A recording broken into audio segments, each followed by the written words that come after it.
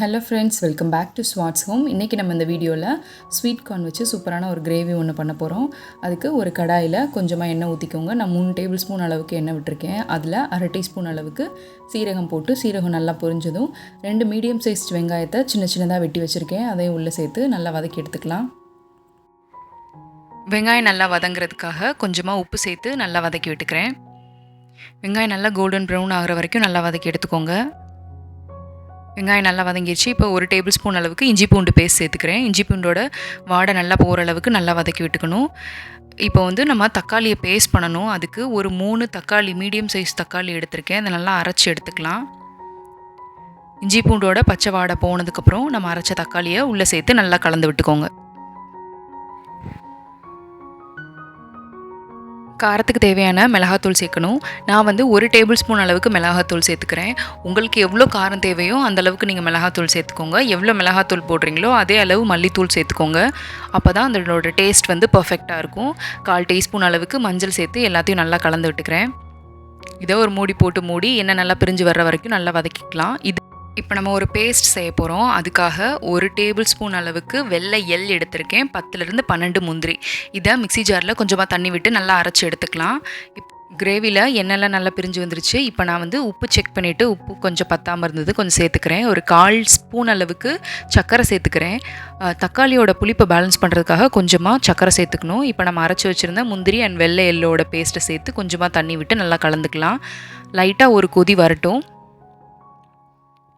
இப்போ ஒரு கொதி வந்துருச்சு. இந்த டைமில் நான் 1 கப் அளவுக்கு ஸ்வீட் கார்ன் வேக வச்சு எடுத்து வச்சுருந்தேன். அதை சேர்த்துக்கிறேன்.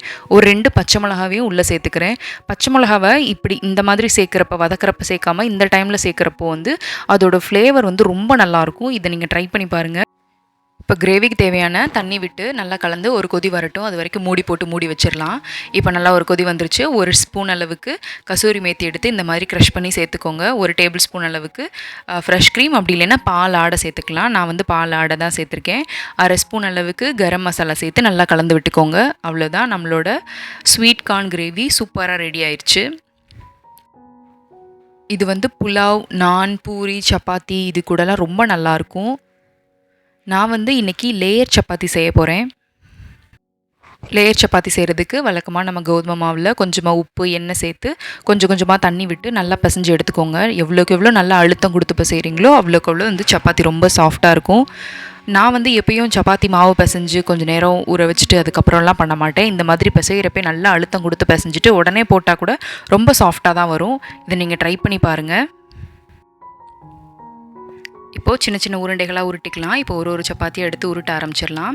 வழக்கமாக நீங்கள் சப்பாத்தி தேய்க்கிற மாதிரி தேய்ச்சிட்டு கொஞ்சமாக எண்ணெயை எடுத்து இந்த மாதிரி உள்பக்கம் எல்லா பக்கமும் படுற மாதிரி நல்லா தடவிட்டு கொஞ்சமாக கோதுமை மாவு இந்த மாதிரி டஸ்ட் பண்ணிவிட்டு முக்கோண ஷேப்பில் மடிச்சுக்கோங்க. உங்களுக்கு இன்னொரு லேயர் வேணும்னா இன்னொரு மடிப்பு கூட மடிச்சுக்கலாம். இது 3 லேயராக வரும்.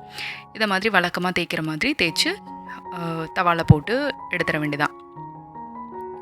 போட்ட உடனே எண்ணெய் ஊற்றாதீங்க. இப்படி 2 பக்கமும் லைட்டாக ஒரு ஃபியூ செகண்ட்ஸ் போட்டுட்டு அதுக்கப்புறம் எண்ணெய் போட்டிங்கன்னா ரொம்ப சாஃப்டாக வரும். அவ்வளோதான், நம்மளோட layer chapati with sweet corn gravy சூப்பராக ரெடி ஆயிடுச்சு. பாருங்கள், லேயர்ஸ் எவ்வளோ சாஃப்டாக, லேயர் தனித்தனியாக எவ்வளோ அழகாக வந்திருக்குன்னு பாருங்கள்.